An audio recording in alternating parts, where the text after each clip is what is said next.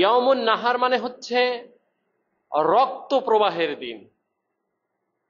আইয়ামে তাশরিক, যে 5 দিন আমরা, ইয়াম শব্দের বহুবচন হচ্ছে আইয়াম।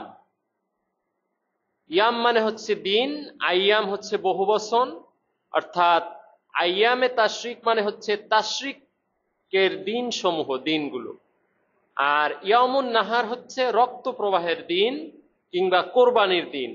এটাকে রক্ত প্রবাহ বলা হয় এই জন্য, এই দিন তামাম পৃথিবীর মুসলমানেরা, যারা বিশেষ করে হজে যায় তারা সহ তামাম পৃথিবীর মুসলমানেরা পশু কোরবানি করে থাকে, রক্ত প্রবাহ করে থাকে। তো এই রক্ত প্রবাহ বা পশু কোরবানির মধ্য থেকে এই দিনটির নামকরণ করা হয়েছে আইয়ামে ইয়াউমুন নাহার, অর্থাৎ রক্ত প্রবাহের দিন। পশু কোরবানির পাশাপাশি মানুষের মনের মধ্যে যে কুপ্রবৃত্তি রয়েছে, মানুষের মনের মধ্যে যে একটি পশুত্ব ভাব রয়েছে, সেই পশুত্ব ভাব দূর করাটাও মানুষের জন্য ঈমানই একটি দায়িত্ব।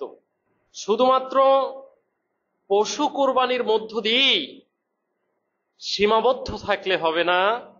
মানুষের সহজাত প্রবৃত্তি হিসেবে মানুষের ভিতরগত যে পশুত্ব আচরণ রয়েছে, মানুষের ভিতরগত যে পশুসুলভ বিহেভিয়ার রয়েছে, যে অ্যাটিটিউড রয়েছে, সেইগুলো ভিতর থেকে দূরীভূত করা, এটাও কোরবানির একটি অন্যতম শিক্ষা।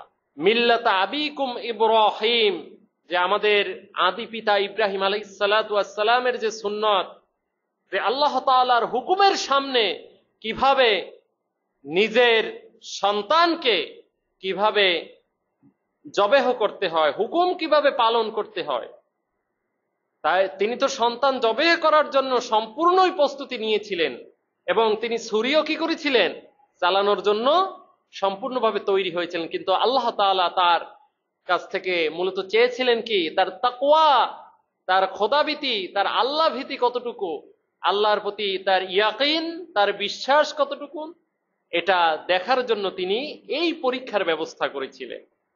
প্রিয় উপস্থিতি, এখান থেকে আমাদের আরেকটি শিক্ষা হলো যে আল্লাহ তাআলার হুকুমের সামনে যত ধরনের কঠোর পরীক্ষাই আসুক না কেন, আমাদেরকে অবনত মস্তকে সেটি মেনে নেওয়াই বাঞ্ছনীয়, ঠিক কিনা?